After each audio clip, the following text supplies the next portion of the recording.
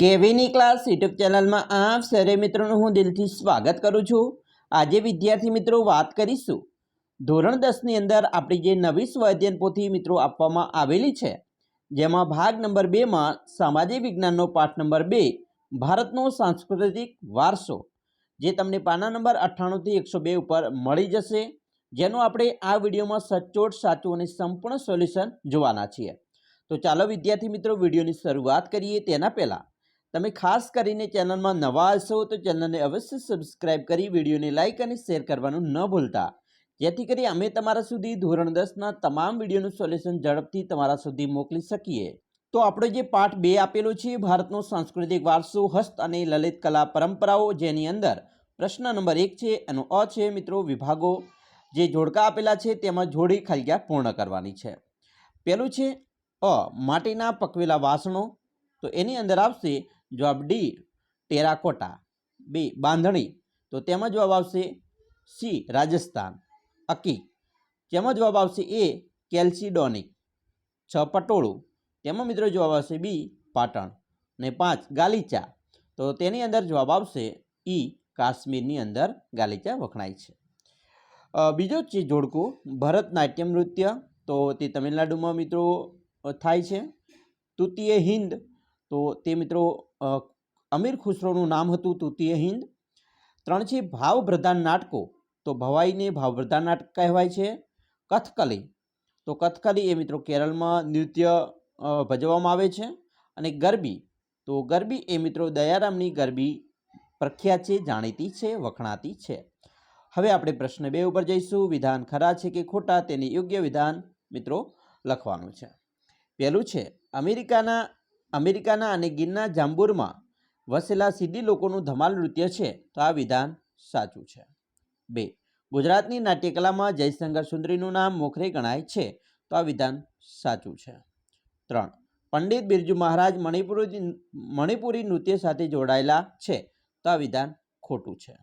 4 નૃત્ય કલાના આદિદેવ ભગવાન કામદેવને માનવામાં આવે છે, તો આ વિધાન ખોટું છે। 5 ભારતીય સંગીત સ્વર, લય અને નૃત્યની દ્રષ્ટિએ વિશ્વમાં અલગ તરી આવે છે, તો આ વિધાન સાચું છે।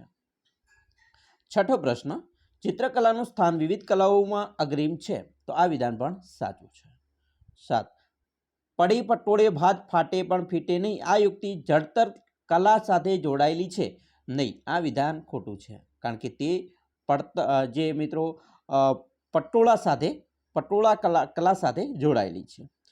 8 આઝાદીના આંદોલનો વખતે ગાંધીજીએ કાંતણ વણાટ ઉદ્યોગને સવિશેષ મહત્વ આપ્યું હતું, તો આ વિધાન પણ સાચું છે। અને 9 જર જમીન જાગીર કે સ્થાવર મિલકત વારસામાં મળે તો તેને જૈવિક વારસો કહેવામાં આવે છે, તો આ વિધાન ખોટું છે। હવે આપણે જોવાના છીએ પ્રશ્ન 3, જેની અંદર મિત્રો કૌંસમાં પેલા વિકલ્પમાંથી યોગ્ય વિકલ્પ પસંદ કરી ખાલિયા પૂર્ણ કરવાની છે। પહેલી ખાલિયા છે કચ્છના ખાલિયા વિસ્તારની જત કોમ ભરતકલા માટે જાણીતી હતી, તો જવાબ આવશે બન્ની। 2 ભારતની પૂર્વ, પશ્ચિમ અને દક્ષિણે ત્રણેય દિશાએ મળીને ખાલિયા કિલોમીટર લંબાઈ ધરાવતો સમુદ્ર કિનારો છે, તો જવાબ આવશે 7517। 3 જરીકામ કળા માટે ભારતનું ખાલિયા શહેર પ્રખ્યાત છે, તો જવાબ આવશે સુરત। 4 હું ગુજરાતનું ખાલિયા શહેર છું કે જ્યાં લાકડાનું ફર્નિચર બને છે, તો જવાબ આવશે સંખેડા।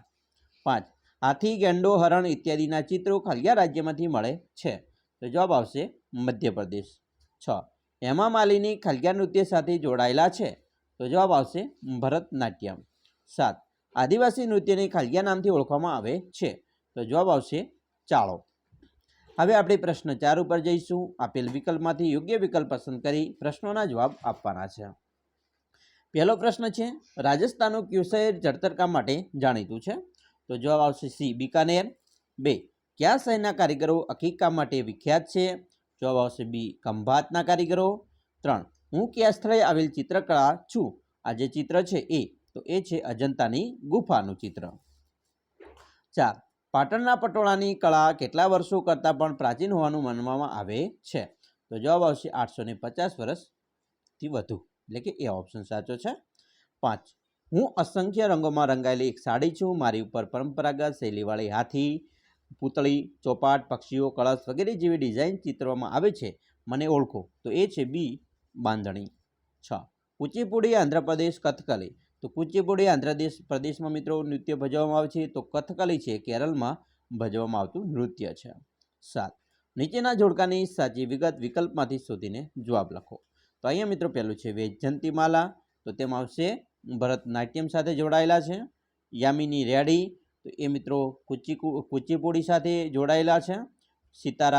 સિતારા દેવી, તો તે કથક નૃત્ય સાથે જોડાયેલા છે. અને શિવા રમન, તો એ વિદ્યાર્થી મિત્રો કથકલી નૃત્ય સાથે જોડાયેલા છે. તો જવાબ આવશે એ. બરાબર. હવે વાત કરીશું પ્રશ્ન 5. નીચે આપેલા પ્રશ્નોના 1-2 વાક્યમાં જવાબ આપો. જેમાં પહેલું છે શ્રી કૃષ્ણની બાળલીલા અને રાસલીલા પર કઈ નૃત્ય શૈલી આધારિત છે? તો જવાબ આવશે મણિપુરી નૃત્ય. 2. ભારતમાંથી કયા કયા વિશ્વવિખ્યાત હીરાઓ મળી આવેલા છે? તો જવાબ આવશે કોહિનૂર અને ગેટ મુઘલ. 3. હું ગુજરાતનું નૃત્ય છું, મારા માટે લોકો ઢોલ વગેરે સંગીતના તાલે નાચે છે. માંડવો થાંભલો કે વૃક્ષ સાથે દોરી બાંધે છે અને પછી અંદર બહાર ગોળ ગોળ ફરી ગૂંથણી કરે છે. તો કહું કોણ? તો જવાબ આવશે ગોપ ગૂંથણ નૃત્ય. 4. શ્રીખસ માધ્યમિક શાળાના વિદ્યાર્થીઓ ઈડર પ્રવાસે ગયા, ત્યાંથી તેમણે ખરીદી કરી. તેમાં સિદ્ધરાજે લાકડામાંથી બનેલી વસ્તુની ખરીદી કરી, તો તે કઈ વસ્તુ હશે? તો તે વસ્તુ રમકડા, કારણ કે ઈડરના રમકડા છે ખૂબ જ પ્રખ્યાત છે અને વખણાય છે. 5. ગુજરાતના કયા વિસ્તારમાંથી અકીકના પથ્થરો મળી આવ્યા છે? તો ગુજરાતમાં મિત્રો સુરત, રાણપુર, ખંભાત વગેરે. 6. ગુજરાતની જાણીતી સંગીત બેલડી કન્યાઓના નામ? તો તાના અને રીરી. 7. ભારતીય સંગીતને કેટલા ભાગમાં વહેંચવામાં આવે છે અને કયા કયા? તો ભારતીય સંગીતને મિત્રો કુલ 2 ભાગમાં વહેંચવામાં આવેલ છે, જેમાં એક શાસ્ત્રીય સંગીત અને બીજું લોક સંગીત. 8. શ્રમહારી ટિપ્પણી નૃત્ય કઈ જાતિઓ સાથે જોડાયેલ છે? તો જવાબ આવશે ભીલ અને કોળી જાતિ સાથે. પ્રશ્ન 6. નીચેના પ્રશ્નોના ટૂંકમાં જવાબ આપવાના છે, જેમાં પહેલો પ્રશ્ન છે ટૂંકનું લખો સીડીઓનું ધમાલ નૃત્ય. તો જવાબ મિત્રો આવી રીતે લખી શકાય. જવાબ: ધમાલ નૃત્ય મૂળ આફ્રિકાના અને ગીરની મધ્યમાં હાલના જાંબુરમાં વસેલા સીડી લોકોનું નૃત્ય છે. આ નૃત્યમાં સીડીઓ નાળિયેરના કોટલામાં કોડીઓ ભરી તેના પર કપડું બાંધીને બનાવેલા મસીરાને ખખડાવતા મોરપીંછનું ઝુંડ અને નાના ઢોલકા સાથે ગોળાકારી ફરીને નૃત્ય કરે છે. બીજો પ્રશ્ન: પ્રાચીન કાળમાં ચર્મ ઉદ્યોગમાં શું શું બનાવવામાં આવતું? તો જવાબ: પ્રાચીન સમયમાં ચર્મ ઉદ્યોગમાં પખાલ, મસ્કો, ધમણો, પગરખાં, કોસ, ઢોલ, નગારા, તબલા, ઢોલક, ઢાલ, પલાણ, ચાબુક, પાકીટ, પટ્ટા તેમજ પાલતુ પ્રાણીઓને બાંધવા માટે વપરાતા સાધનો વગેરે બનાવવામાં આવતા. પ્રશ્ન 3. મીનાકારી વિશે ટૂંકમાં જણાવો. જવાબ જોઈએ. દુનિયાભરના દેશોમાં સોના ચાંદી તથા મીનાકારીની કલા કારીગરીમાં આપણો ભારત દેશ અગ્રીમ સ્થાને છે. આપણે ત્યાં સોના ચાંદીના અલંકારોમાં કૌશલ્ય અને નિપુણતા ધરાવતા કારીગરો મીના કારીગરી વડે લાલ, લીલો અને વાદળી રંગો પૂરીને આવા ઘરેણાની શોભા વધારતા હોય છે. ચોથો છે પ્રશ્ન: કાંતણ એટલે શું? રૂની પૂણીમાંથી તાંતણા ખેંચવા સાથે તેમને વળ ચડાવી એકબીજાની પકડમાં જોડી લાંબો દોરો તૈયાર કરવાની કળા હોય એને કાંતણ કહે છે. પ્રશ્ન 7. નીચેના પ્રશ્નોના મુદ્દાસર જવાબ લખવાના છે, જેમાં પહેલો પ્રશ્ન છે ભારતની એક પ્રાચીન કલા તરીકે અકીક કામ કલા વિશે ચર્ચા કરો. તો એનો જવાબ મિત્રો આવી રીતે લખી શકાય. અકીક ભારતની કેટલીક નદીઓના ખીણ પ્રદેશમાંથી મળી આવતો કિંમતી પથ્થર છે. નદીઓના ખીણ પ્રદેશોમાંથી મળી આવતા ચકમક, કાર્નિયન વગેરે પથ્થરોમાં અકીક મુખ્ય છે. અકીક એટલે મુખ્યત્વે સિલિકા મિશ્રિત ભૂરા કે સફેદ રંગનો પથ્થર. સિલિકા હવામાનના ફેરફારો અને પાણીની પ્રક્રિયાથી તૈયાર થાય છે. ગુજરાતમાં ખંભાત, અમદાવાદ, રાણપુર અને સુરત પાસેથી વિવિધ આકારના નાના મોટા અકીક મળે છે. અકીકના પથ્થરોને અલંકારોમાં જડવા માટે મોકલવામાં આવે છે. બીજો પ્રશ્ન: ભારતીય નાટ્યકલામાં કાલિદાસનું યોગદાન તમારા શબ્દોમાં વર્ણવો. જવાબ: મનોરંજન સાથે સંસ્કાર એ ભારતીય નાટ્યકલાની વિશેષતા રહી છે. મહાકવિ કાલિદાસના અભિજ્ઞાન શાકુંતલમ, વિક્રમોર્વશિયમ તેમજ માલવિકાગ્નિ મિત્રમ નાટકો એ સૌથી વધુ જાણીતી રચનાઓ છે. 3. ભારતની સંગીત કલા વિશ્વની સંગીત કલાથી અલગ તરી આવે છે, તેનું કારણ જણાવો. જવાબ જોઈશું. સ્વર, તાલ અને લયની દ્રષ્ટિએ ભારતીય સંગીત અન્ય દેશોના સંગીતથી મિત્રો અલગ છે. સંગીતમાં ગાયન અને વાદનનો સમાવેશ થાય છે. સંગીતનું શાસ્ત્રીય સંગીત અને લોક સંગીતમાં વહેંચી શકાય છે. સારે ગામા પધની એ સંગીતના મુખ્યતઃ 7 સ્વર છે. સારે ગામા પધની એ, બરાબર. પછી ભારતીય સંગીતમાં શ્રી, દીપક, હિંડોળ, મેઘ અને ભૈરવી આ 5 રાગો છે. આ રાગો ભગવાન શંકરના પંચમુખથી ઉત્પન્ન થયેલા મનાય છે.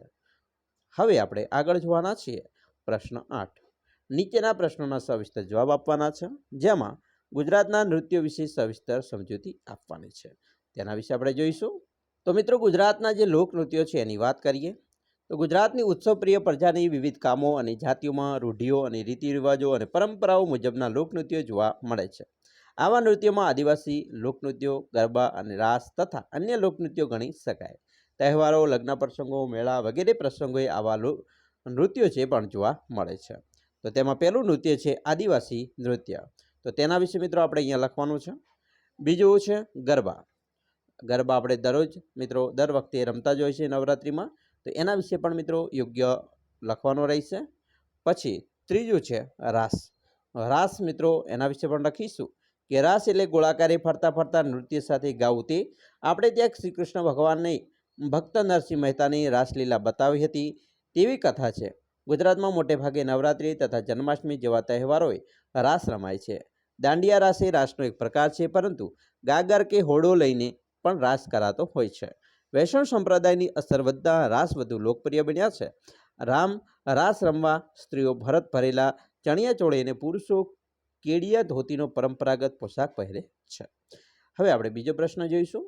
બીજો પ્રશ્ન છે ભારતના સંગીત સંબંધી લખાયેલી ગ્રંથોની વિગતે ચર્ચા કરો. તો તેની અંદર મિત્રો જોઈએ તો પેલું છે સંગીત મકરંદ. સંગીત શાસ્ત્રના જ્ઞાતા પંડિત નારદે ઈસવીસન 900ના અરસામાં આ ગ્રંથ લખેલા છે, જેમાં 19 પ્રકારની વીણા અને 101 પ્રકારના તાલની વર્ણન છે. એના પછી બીજું છે સંગીત રત્નાકર. તેના વિશે પણ મિત્રો આપણે આટલી લખવાનું છે. અને ત્રીજું છે ગ્રંથ સંગીત પારિજાત. તો તેના વિશે પણ આપણે આટલી લખીશું. અને આવી રીતે આપણે સંપૂર્ણ સોલ્યુશન મિત્રો કરીશું. આશા રાખીએ છીએ મિત્રો તમને આપણો વિડીયો ખૂબ જ ગમ્યો હશે.